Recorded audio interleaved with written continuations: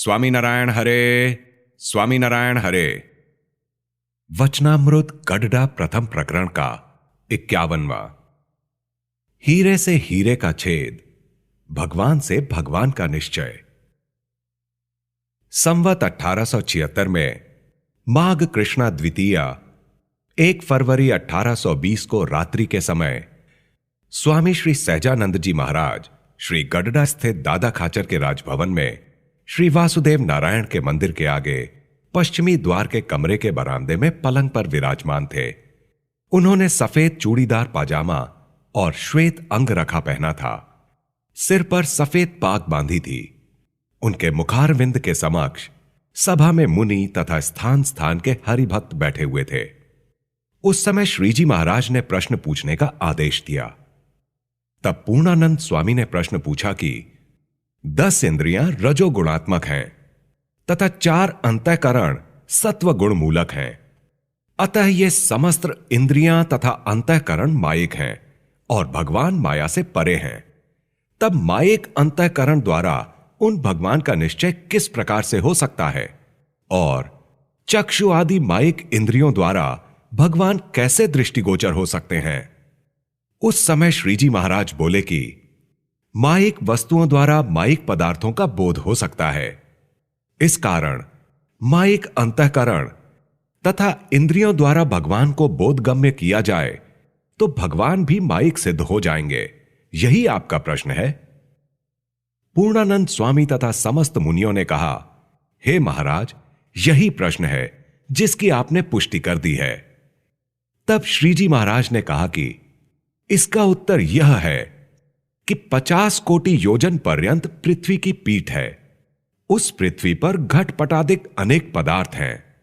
उन समस्त पदार्थों में यह पृथ्वी स्थित है तथा वह अपने स्वरूप से भिन्न भी रही है।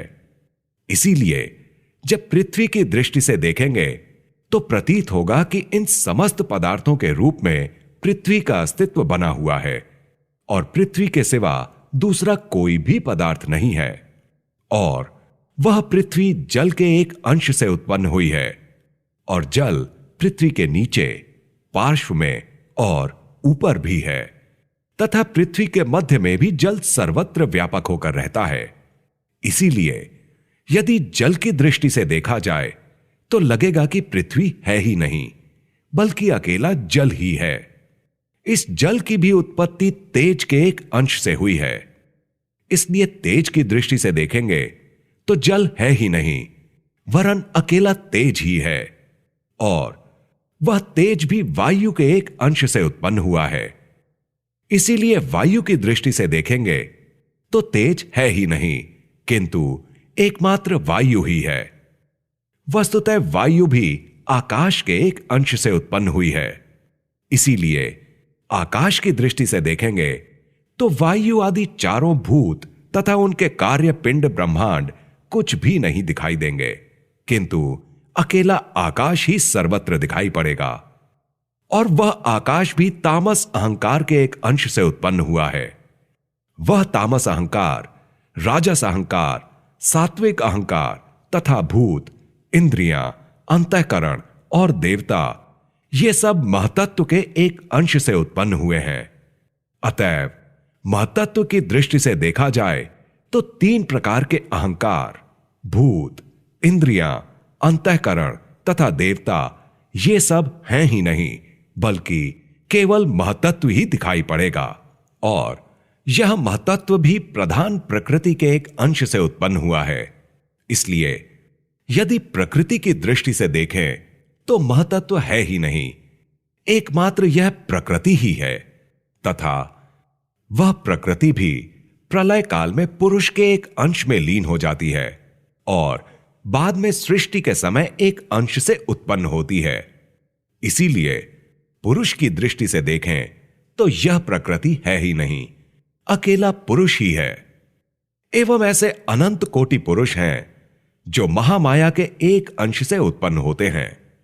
इसीलिए इस महामाया की दृष्टि से देखेंगे तो ये पुरुष हैं ही नहीं, अकेली महामाया ही है और वह महामाया भी महापुरुष के एक अंश में से उत्पन्न होती है। इसलिए यदि महापुरुष की दृष्टि से देखा जाए तो वह महामाया है ही नहीं, बल्कि अकेला महापुरुष ही है। और यह महापुरुष भी पुरुषोत्तम भगवान का जो अक्षरधाम है, उस अक्षर के एक स्थल से उत्पन्न होता है। इसीलिए उस अक्षर की दृष्टि से देखें तो ये महापुरुष आदि सब हैं ही नहीं, वरन एक अक्षर ही दिखाई पड़ेगा। और उस अक्षर से परे अक्षरातीत ऐसे जो पुरुषोत्तम भगवान हैं, वे ही सबकी उत्पत्ति, स्थिति तथा प्रलय के कर्ता हैं और सबके कारण हैं।